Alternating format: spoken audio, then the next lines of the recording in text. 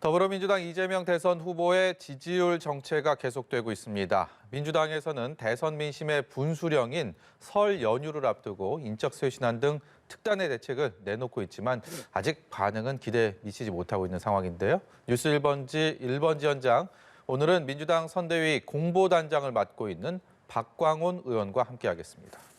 어서 오세요. 안녕하세요. 이 지지율 정체가 좀 장기화되다 보니까 공보단장으로서 마음이 몹시 무거우실 것 같습니다. 꼭 무겁다기보다도요. 뭔가 이 상황을 돌파해내야 된다 하는 그런 이제 다짐을 더 하게 되죠. 그러니까 지지율 정체, 어떤 분들은 박스권이라고 표현하는데 저희들은 이렇게 얘기를 합니다. 도약을 하기 위해서 에너지를 모으는 과정이다. 또 어떤 분은 비등점을 향해서 지금 가는 중인데 마찬가지 똑같은 얘기겠죠. 열을 모으는 중이다. 이렇게 얘기를 하는데요. 사실 왜 그런 일이 벌어지는가 하는 것은 이번 대선이 많은 분들이 얘기하는 비호감 대선이다 이런 얘기들 하잖아요.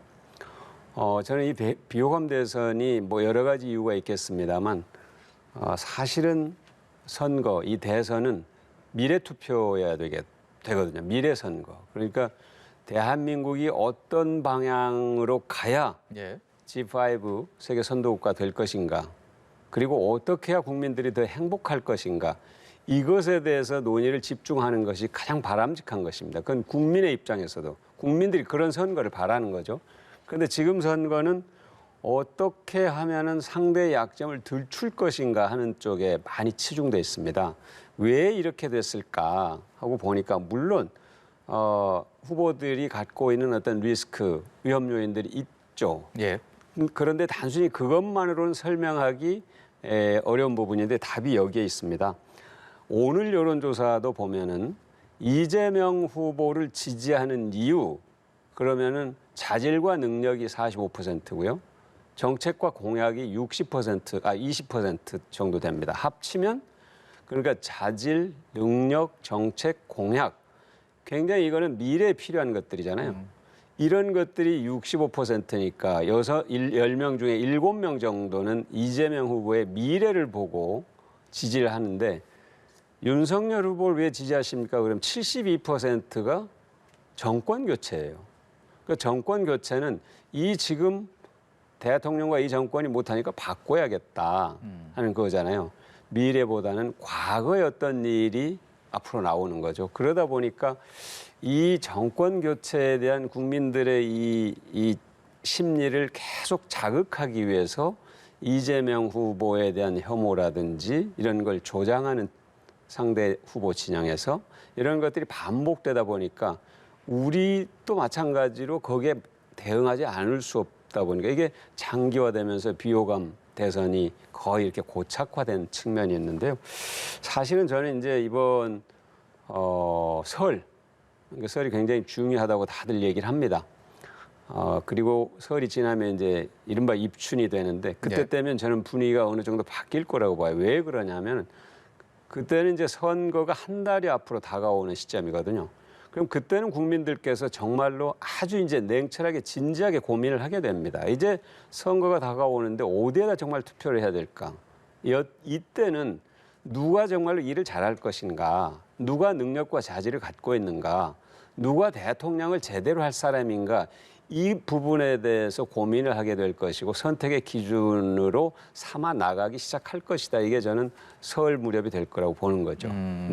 지금 말씀하신 부분 상당 부분에 대해서 국민들이 많이 공감을 하실 겁니다. 비호감 대선이란 부분 그리고 정책적인 면, 일 잘하는 후보 여기에 대해서 큰 이견을 갖지는 않으실 것 같은데 그럼에도 불구하고 아직까지 지지율이 그렇게 탄력을 받지 못하는 상황인 것은 명확한 사실이고 그리고 선거까지는 시간이 별로 남지가 않았습니다. 그렇기 때문에 전략적인 면에서 그렇게 국민들의 마음을 좀 더 사기 위한 또 노력들이 수반돼야 되지 않을까 이런 생각도 드는데. 맞습니다. 그건 정확한 말씀이고요. 그러니까 지금 아직까지 국민들께서 마음을 활짝 열지 않고 계시는 겁니다. 지금 어느 정도로 보냐면은 이재명 후보나 상대 후보나 35% 정도씩은 확보를 하고 있다고 보는 겁니다. 예, 아주 견고한 그런 지지층을요. 나머지 그럼 전체 분들의 한 20%에서 30%그 사이에 다른 후보들까지 포함하면은 그런데 그분들이 결정적으로 언제부터 이게 마음을 이제 열고 마음을 정할 것인가 이거잖아요. 지금 앵커께서는 이제 시간이 얼마 남지 않았다 이렇게 말씀하시는데 그렇게 볼 수도 있고요. 지금 이 디지털 시대이기 때문에 과거의 여론 형성에 걸리는 시간과 지금의 여론 형성에 걸리는 시간이 매우 다릅니다. 지금 굉장히 짧아졌습니다. 예. 불과 2, 3일 사이에 여론 지형이 확 바뀌는 경우가 있거든요.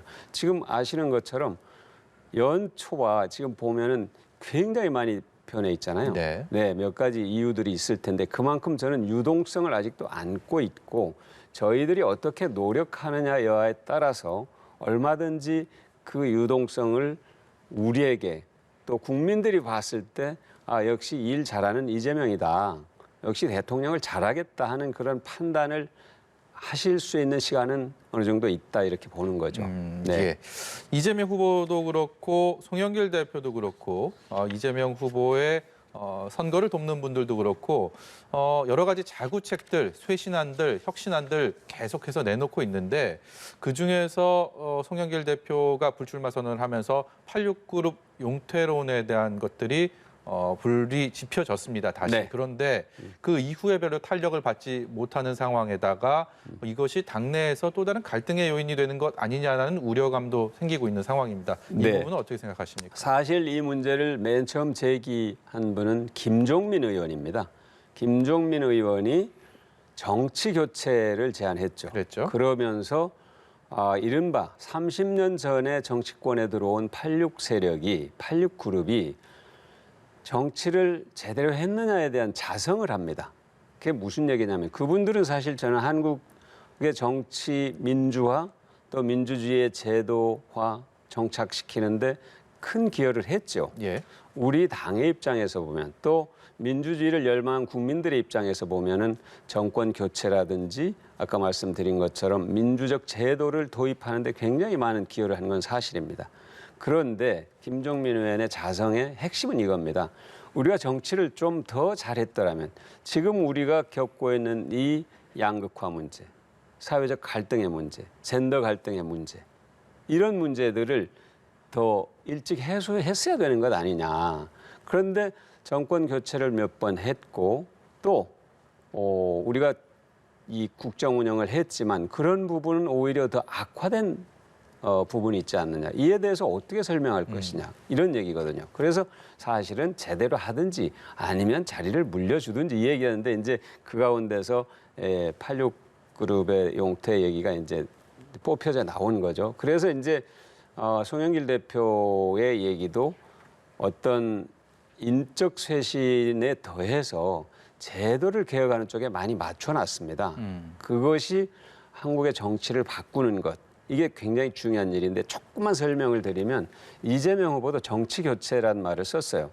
우리가 이 지금 민주당은 정권 재창출을 얘기하고 국민의힘은 정권 교체를 얘기합니다. 그런데 사실은 정권 교체한다고 금방 뭐 세상이 완전히 바뀌냐? 그러지 않다는 게 쭉 우리가 겪어왔던 것이잖아요. 왜? 정치가 바뀌지 않았기 때문에. 정치 문화가 바뀌지 않았기 때문에. 왜? 그 정치 문화는 뭐냐? 극한적 대립 정치, 증오 정치, 승자 독식 구조의 정치. 이 정치를 바꾸지 않으면 여전히 한국 사회는 이 갈등과 대립의 상황에서 벗어나기 어려울 것이다 하는 자성이 있는 겁니다. 민주당이 정말로 그 정치를 바꿔내겠다는 그런 쇄신 의지를 보이는 거죠. 절박합니다, 사실은. 예, 네. 다른 얘기를 좀 넘어가 보도록 하겠습니다. 이 텔레비전 토론회 관련해서요, 이게 예상치 못한 흐름으로 흘러가고 있는 것 같습니다. 뭐 4명이 다 하느냐, 아니면 2명의 후보만 하느냐, 뭐 이런 얘기들이 정치권에 계속 오가고 있고 협의를 하자고 하는데 협의가 잘 될 것 같지 않는 분위기가 현재까지는 짙어 보입니다. TV 토론은 사실 국민 입장에서는 굉장히 중요하죠. 어떤 후보가 어떤 생각을 갖고 있고 나라를 경영하는데 어떤 철학을 갖고 있고 어떤 정책과 비전을 갖고 있는가를 정말로 이렇게 비교하면서 보여줄 수 있는 장이거든요. 예. 그러니까 굉장히 필요한 것인데 그게 양자 토론이든 다자 토론이든 형식은 누구에게 유리하고 불리하고를 떠나서 국민에게 꼭 필요한 것입니다. 그러니까 더불어민주당이나 이재명 후보는 양자 토론이 됐든 다자 토론이 됐든 하겠다는 겁니다. 그리고 방송사에서 제안이 왔을 때 흔쾌히 응했습니다. 그렇게 하자고 날짜까지 다 잡았죠. 그런데 법원에서 안철수 후보와 심상정 후보가 제기한 가처분 신청을 받아들였어요. 예. 그렇게 하지 마라. 양자 토론하지 말고 다자 토론하는 게 좋겠다. 이게 법원의 판단입니다. 그래서 더불어민주당과 이재명 후보는 자 다자 토론 좋습니다. 하겠습니다. 그랬더니 지금 상대 후보는 다자 토론은 못 하겠고 예. 양자 토론을 합시다. 이렇게 하니까 이게 약간 지금 뭔가 어긋나고 있어요. 토론을 회피하는 것 아닌가? 회피하기 위해서 지연하는 것 아닌가? 이런 느낌을 주고 있거든요. 더불어민주당과 이재명 후보는 어떤 형식의 토론이든지 어떤 경우든지 할 겁니다. 그런데 어떤 역제안이 또다시 뭔가 논란을 불러일으키고 그걸 수습하기 위해서 시간을 지연시키는 그런 방편으로 쓰여서는 안 될 겁니다. 그러면 국민들이 봤을 때 저건 토론을 회피하는 거구나 하는 느낌을 갖게 될 거거든요. 어떤 형식이 됐든 토론이 성사가 되고 그 토론의 장을 국민들이 보게 된다면 네. 이재명 후보 입장에서는 상당히 유리한 고지를 선점할 것이다라고 확신하십니까? 그거는 확신할 수는 없습니다. 왜 그러냐면은 토론은 정말로 국민들께서 관점이 다 다르거든요. 자세를 보는 분도 있고요. 내용을 보는 분도 있고 또는 이미지를 보는 분도 있고 다 다르기 때문에 예. 이재명 후보가 토론을 하면 100% 유리하다. 이건 아니에요. 그런데 왜 그러면 하겠다는 거냐. 국민들에게 판단의 근거, 자료를 제공하는 것이 후보와 정당의 책임입니다. 예. 책무입니다. 그건 당연히 해야 되는 거예요. 그런데 후보나 또 당의 입장에서 이건 약간 불리할 것 같은데 야 이건 하지 마. 이거는 국민에 대한 도리가 아니죠. 네거티브 중단 선언도 이재명 후보가 했는데요. 공보단에서도 안 하게 되는 겁니까? 아니면 이것이 뭐 검증과 네거티브라는 이 경계가 워낙 보는 관점에 따라서 모호하기 때문에 이 부분에 대한 좀 견해도 듣고 싶은데요. 말씀하신 것처럼 검증과 네거티브를 어떻게 칼로 무 자르듯이 예. 그렇게 아마 구분해내기는 쉽지 않습니다. 그러나 저희들이 얘기할 때 대통령을 국정을 수행할 자질을 확인하고 또 물어보고 하는 것은 그거는 뭐 검증이라고 볼 수 있을 겁니다. 그런데 그것과 무관하게 특히나 근거 없는 그런 의혹을 제기해서 깎아내리려 한다든지 공격을 한다든지 이런 것들은 사실과 다르게 공격하는 이런 것들은 이제 우리가 네거티브라고 그냥 아주 쉽게 이렇게 얘기를 한다면 이재명 후보가 네거티브를 하지 말자 하는 건 말 그대로 국민들에게 정말로 보여줘야 될 것들, 우리의 비전과 정책, 공약 이런 것들을 국민들께 설득하는 그런 기간이 되도록 하자. 시간이 이제 얼마 남지 않았으니까 40일 정도. 그러지 뭔가 상대의 약점을 잡아가지고 꼬투리를 잡아서 특히나 근거 없는 얘기들을 갖고 공격하는 것은 국민들이 봤을 때 바람직하지 않다 하는 그런 인식을 갖고 얘기를 하는 거고요. 공보단도 후보의 그런 인식에 맞춰서 할 겁니다. 혹시라도 윤석열 후보 측에서 국민의힘에서 네거티브를 이재명 후보에 대해서 계속 해온다면 거기에 대해서 응대는 하시겠습니까? 사실은 그건 뭐 이제 가정을 전제로 한 거니까 저희들이 답을 하기 어렵지만 그래도 저희들은 이런 얘기가 있어요. 미셸 오바마가 했던 얘기. 그들이 저급하게 가더라도 우리는 품위 있게 가자 하는 얘기를 한 적이 있거든요. 사실은 저는 그런 주장입니다. 공보단에다 그런 입장을 저도 얘기를 했고요. 예. 어떤 얘기를 하든지 상처를 헤집고 덧내고 상대를 조롱하고 비틀고 하는 그런 방식보다는 정말로 품위 있게 국민들이 봤을 때 점잖다보다도 여유 있다, 바람직하다 이런 느낌을 갖도록 하는 것이 필요하겠다는 그런 생각을 갖고 있습니다. 예. 마지막으로 설 연휴 이후에 분기점이 됐든 뭐 변곡점이 됐든 말씀하셨던 비등점이 됐든 뭔가 이 전기를 마련하기 위해서 가장 신경 쓰고 가장 집중하고 있는 것 하나만 있다면 어떤 걸 드시겠습니까? 유능한 경제 대통령 이재명을 강조할 겁니다. 그러니까 이재명은 약속을 지킨다. 이재명은 한다고 하면 한다 하는 그 실천력과 실행력, 그다음에 역량, 그리고 대통령을 가장 잘 할 사람이라는 인식을 확실하게 심어주는 것이죠. 이미 그런 것들은 아까 말씀드린 것처럼 국민들 인식 속에 있어요. 그런데 그것이 앞세워지지 않고 뒤에 지금 물러나 있기 때문에 국민들께서 쉽게 판단하실 수 있도록 그런 내용, 이재명 후보의 역량과 자질과 정책을 이 설 연휴 기간 동안에 국민들께 충분히 알리고 설득하는 그런 시간으로 만들고자 합니다. 예, 여기까지 듣도록 하겠습니다. 오늘 시간 내주셔서 감사하고요. 지금까지 민주당 공보단장 맡고 있는 박광온 의원이었습니다. 고맙습니다. 감사합니다.